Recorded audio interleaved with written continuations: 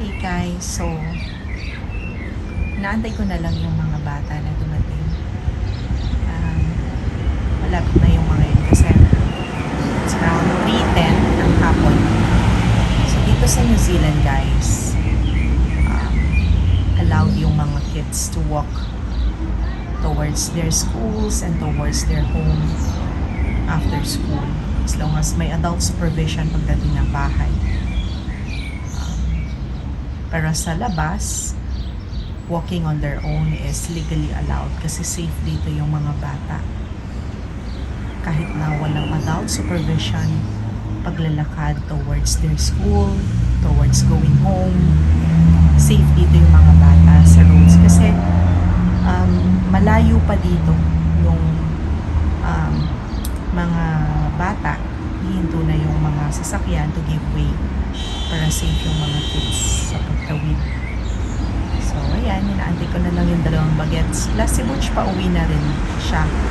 Nag-message siya na malapit na siya sa bahay. So, ayan, nasa na yung mga 2 bagets na yun. 2 makakulit na bagets. I'm sure pagod yung mga yun kasi medyo mainit guys. I don't know kung anong temperature pero mataas yung araw. Naantay ko lang sila dito sa may entrance ng bahay. Then yung gate. Naantay ko lang sila dumating. Hi guys! How are you? Good. Hi guys! Nasa Central Business District kami ng Auckland. Today is November 23rd. Time check, 1 o'clock ng hapon. From nung oras ba tayo nandito? 2 hours na yata kami dito. Naglakad-lakad kami dito. And as you can see guys, all over the place dito sa CBD area, puro construction area. So much. I wonder ano kaya tong building na to guys. Ang ganda. So nice. Ang ganda ng mga buildings dito.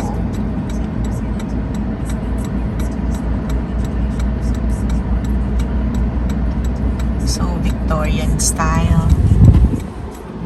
Yan.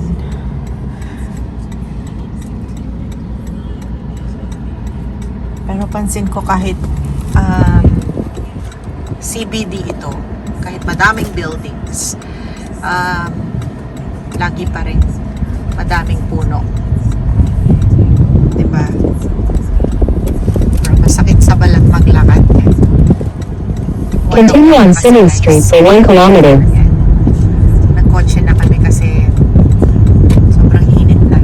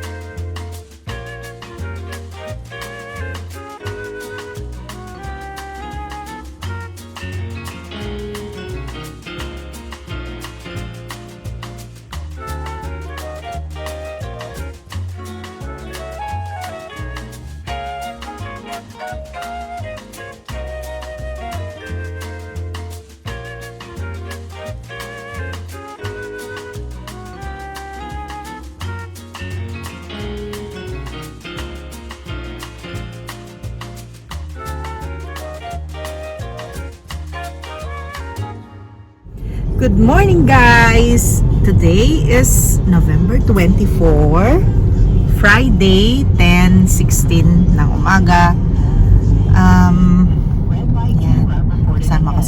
husband, pupunta kami sa Save Mart sa Lin Mall. So, ayan guys. Nandito na tayo guys sa Save Mart. Tingnan natin kung ano yung mga goods dito. So, ayun nga guys, update lang. Nung kanina, yung pinuntahan namin na Save Mart, malapit sa Lin Mall, ang intention ko talaga is, yun nga, makahanap ng vintage coats. Tapos, ayun na rin, ano lang, window shop lang talaga. Yun, wala naman akong nagustuhan din. So, pero, nakabili kami ng costume ni Sam, ng daughter namin. Kasi may activity sila sa Friday, kailangan nila ng pirate costume. At instead na bumili kami ng brand new, na basa ko sa reviews ng Save Mart na may binibenta silang mga used costumes ng mga bata, which is true kasi nabili nga namin as $6, which is practical kasi kesa naman sa bumili ka ng brand new tas isang beses lang gagamitin, 'di ba? So sayang naman yon. Kaya kanina pag uwi namin nilaban ko agad para matuyo siya bago umabot ang Friday. Sana matuyo kasi pa iba-iba yung climate dito. So, ayun. Ang sarap mag-ukay. Ukay-ukay. Kasi, yun nga. Ang daming makikitang gamit.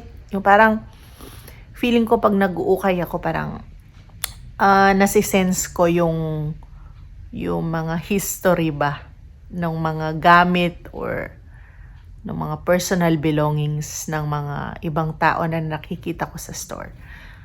Yung bang tipong, kunyari, may nakita akong teacups. Yung parang na-amaze ako or na-curious ako, ano kaya yung buhay nung dating may-ari ng teacups na to. Yung ganon. May curiosity akong ganon. So, especially pag maganda yung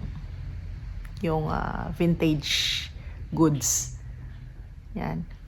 So, para sa akin, mas maganda namang mag-window shop ka sa ukay-ukay kaysa sa mag-window shop ka sa malls.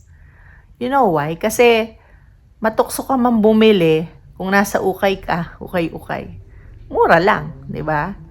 Pero kung nasa mall ka, pag natukso kang bumili, mahal syempre. Kasi brand new yun eh. So, yun nga. Ang reason, isa sa reason kaya ukay-ukay kami, nagpupunta na mamasyal. Para kung matukso mang bumili, at least mura lang yung mabibili mong item. Tapos yun nga, tingin-tingin lang, ganon.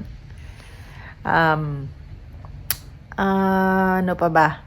Siguro sa dami ng napuntahan naming ukay-ukay shops, gagawa ko ng separate video sa reviews ko about them so that